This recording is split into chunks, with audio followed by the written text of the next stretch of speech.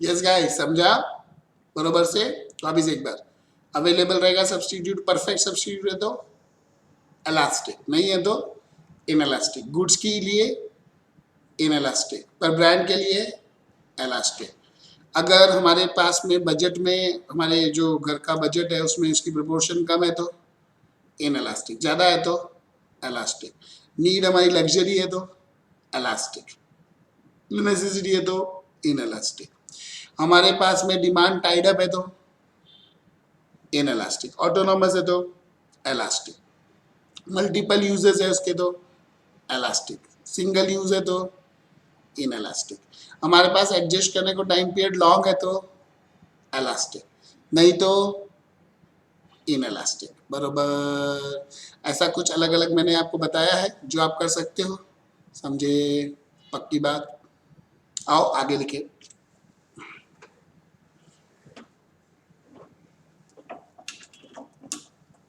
अभी देखो, हमने प्राइस इलास्टिसिटी पढ़ ली, अब हम पढ़ेंगे इनकम इलास्टिसिटी। क्या पढ़ेंगे? Income elasticity of demand. बरोबर, इसको हम ऐसा भी बोल सकते हैं, ई वाई या E I is equal to percentage change in demand. Percentage change in income. Demand समझा क्यों? Yes, very clear. अच्छा, अभी ये मैंने पीछे बताया था, उसी लॉजिक को एक्स्ट्रा यूज कर रहा हूं मैं। लग्जरी गुड्स है समझो, तो इलास्टिसिटी क्या रहेगी? More than one. Normal goods है तो इलास्टिसिटी क्या रहेगी? Less than one. Inferior goods है तो डिटर्मिनेंट में देखो सब बताया था ये मैंने, परसेंटेज चेंज उसका कम रहेगा, ज्यादा रहेगा, नेगेटिव। बरोबर, या मैं इसको ऐसा ही बोल सकता हूं, लेस देन जीरो। बरोबर, ये समझ में आया आपने को? हाँ या ना? अच्छा, उसके बाद में ये मैंने ना डिटर्मिनेंट्स के समय आपको बताया था, आपको पता होगा तो, कि चेंज होने की वजह से इतना प्रोपोर्शनली चेंज होगा। देखो मैंने लिखाया था डिटर्मिनेंट्स के अंदर। बरोबर, आ जाओ आगे। फिर cross elasticity of demand.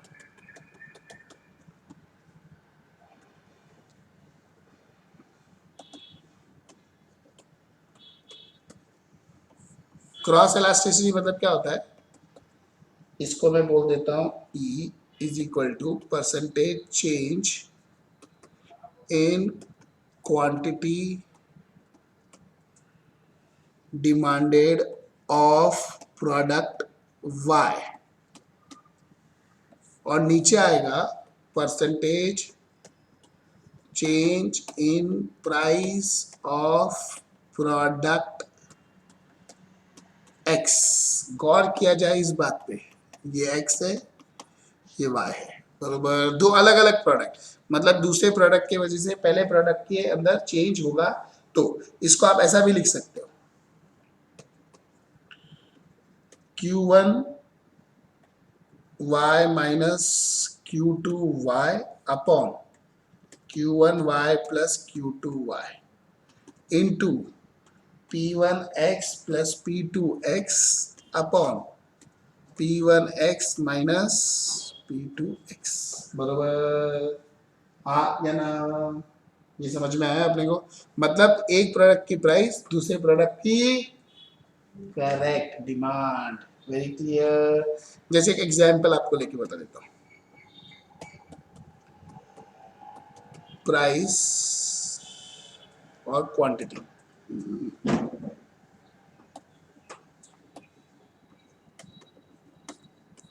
Price of product x of product y. Product x की प्राइस 100 से 150 हो गई, प्रोडक्ट वाई की जो क्वांटिटी है वो चेंज हो गई, पहले 500 थी और बड़ी तो कम हो जाएगी, तो समझो 400 हो गए। करेक्ट, सिस्टम सेम ही है जैसा आर्क में फाइंड करते थे वैसे ही। टोटल 250 900 बराबर. एवरेज 125 450, डिफरेंस 50 और 100. Percentage 50 divide by this 40, 100 divide by 450. तो ये भी आएगा कुछ 100 डिवाइड बाई 450, 100 डिवाइड बाई 450,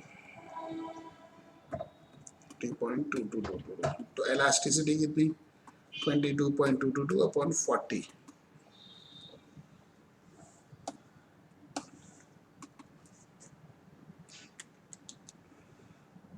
0.555555 बराबर. मतलब देखो मैंने क्या किया है, एक प्रोडक्ट की मैंने क्या ली है प्राइस, दूसरे प्रोडक्ट की क्या ली है क्वांटिटी. बराबर.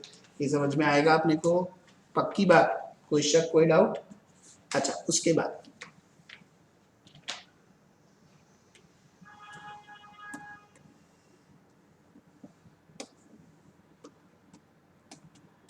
important points relating to cross elasticity. ये ना ऑब्जेक्टिव में काम आते हैं. पहला, when products are perfect substitute,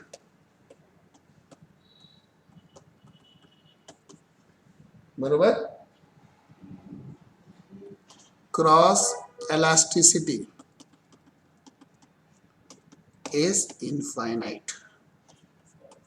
ये समझेगा, मतलब परफेक्ट सब्स्टिट्यूट, क्रॉस elasticity क्या रहेगा इनफाइनाइट. दूसरा, when products are substitutes, perfect substitute नहीं है, खाली substitutes है, बरोबर. Cross elasticity is positive. क्या रहेगी पॉजिटिव. तीसरा,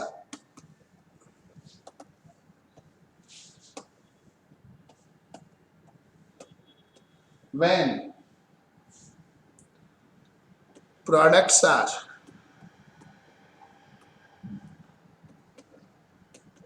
complementary, cross elasticity is negative. ये ना कहाँ काम आता है, जब अपने को ना क्रॉस elasticity पूछता है तो अभी अपने को समझ में नहीं पड़ता है कि इसको प्लस लेने का कि माइनस. तो ध्यान रखने का, दोनों जो प्रोडक्ट दिए वो सब्स्टिट्यूट है एक दूसरे के, तो पॉजिटिव रहेगा. अगर दोनों प्रोडक्ट कॉम्प्लीमेंट्री है तो क्या रहेगा नेगेटिव. वेरी क्लियर, कोई शक कोई डाउट, समझ में आया ये पक्की बात. आ जाओ आगे.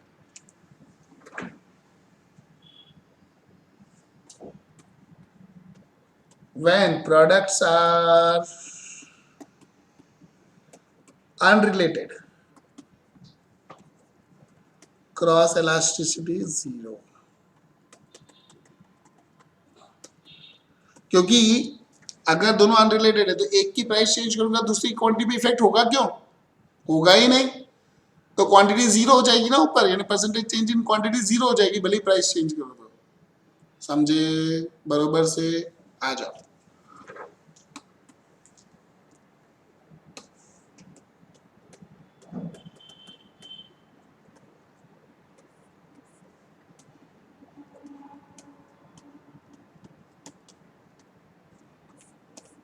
अगर हम कभी ग्राफ बनाते हैं,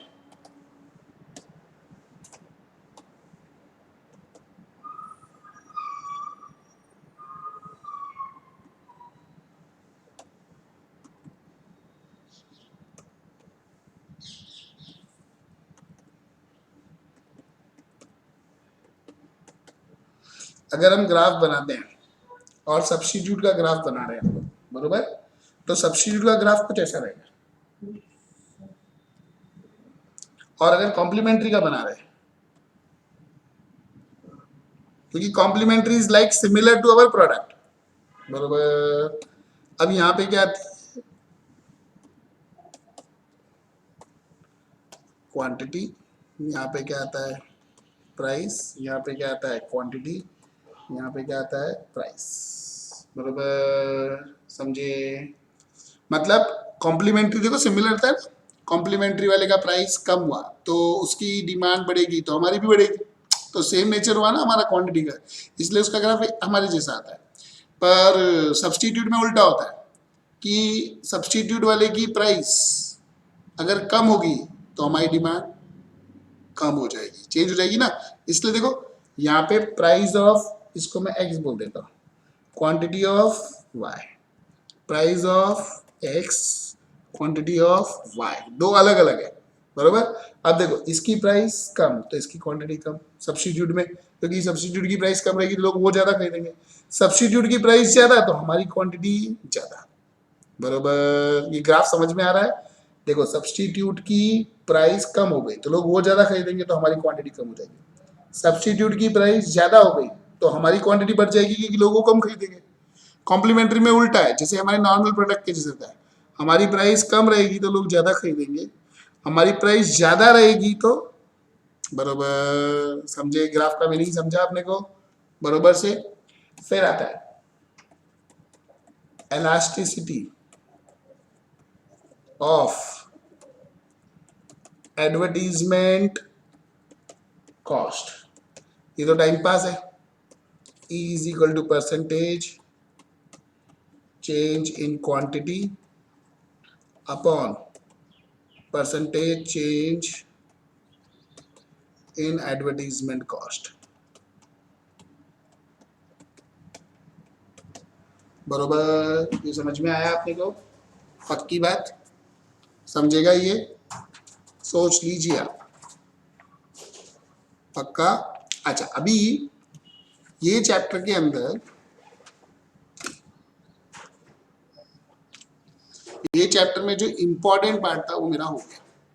अब इसके बाद में टाइम पास वाली थियरी है थोड़ी बहुत, प्रोड्यूसर्स गुड्स यानी टाइप ऑफ गुड्स कैसे होते हैं, डिमांड कैसी होती है एंड सो ऑन, वो थियरी पार्ट है, वो अपन लास्ट में पढ़ेंगे तो भी चलेगा।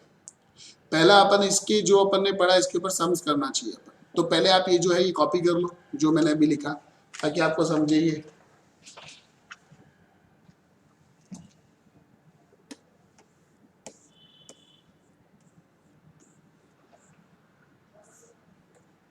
पॉज कॉपी,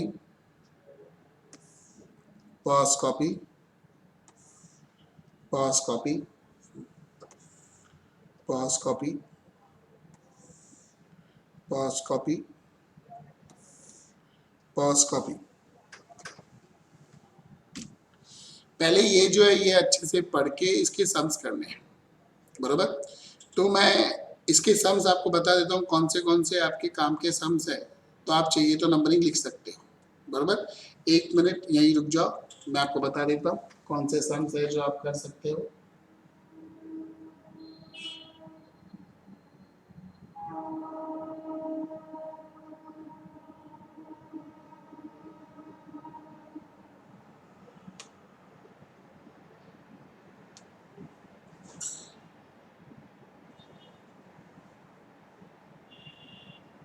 आपको मैं सम नंबर बोलता हूँ, वो सम नंबर आप लोग को वो ये डिमांड के रिलेटेड ही सम्स है वो। मैं सम नंबर बोलूँ तो बस हो गया ना, आपको फाइल ओपन करने की जरूरत नहीं है ना मेरे को।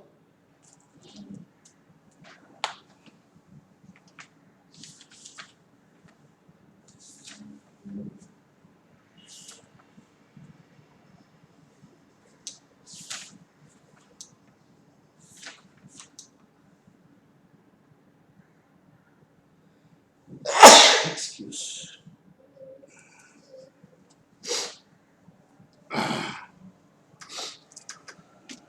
एक मिनट रुक जाइए।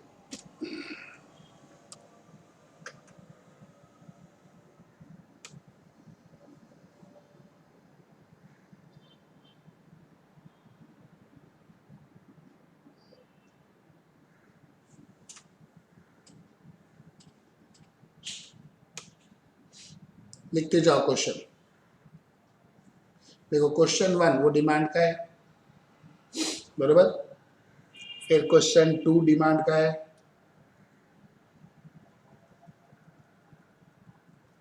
क्वेश्चन 3 डिमांड कर, क्वेश्चन 4, 5, 6, 7, 8, 9, 10, 11, 12, 13, 14, 15, 16, 17, 18, 19, 19 तक तो है ही है। फिर 19 के बाद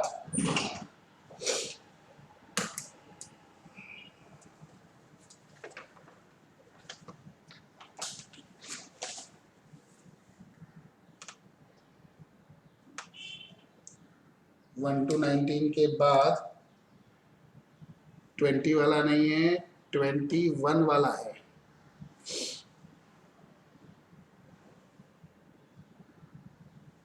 फिर 22 भी है, 23 है, 24, 25, 26, 27, 28, 29, 30,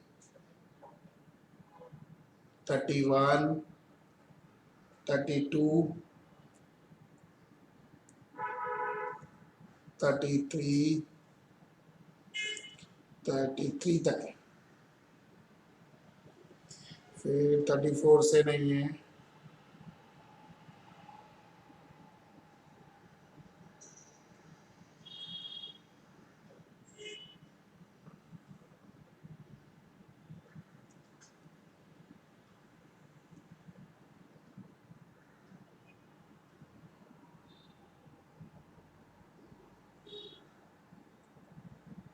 फिर 51 है, 51 के बाद 52 है, 52 के बाद 53 है, 53 के बाद 54, 55, 56, 57, 57 तक है। 57 के बाद 59, 60, 60 के बाद 61, 62, 63, 64, 65, 66,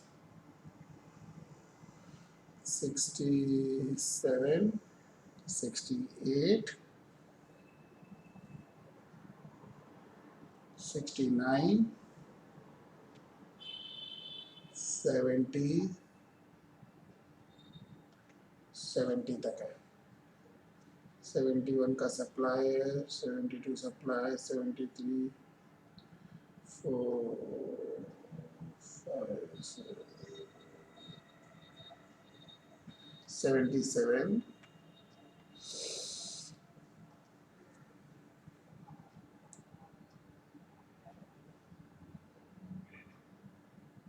फिर 77 के बाद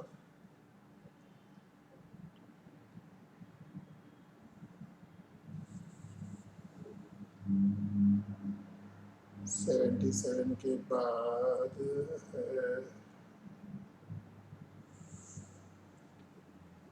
88, 88 के बाद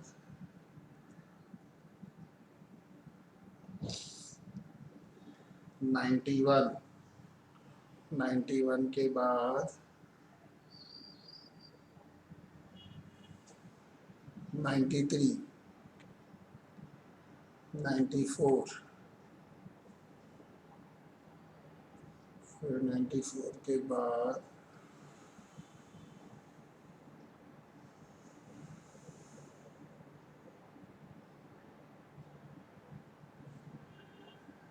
101,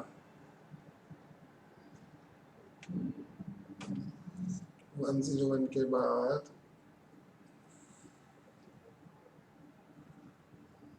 103, 104, 105,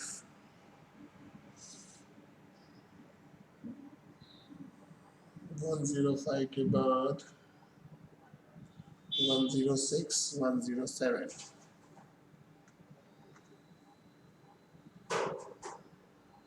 और 108। वापिस एक बार बोलता हूँ, 1 से लेके 19, 21 से लेके 33 और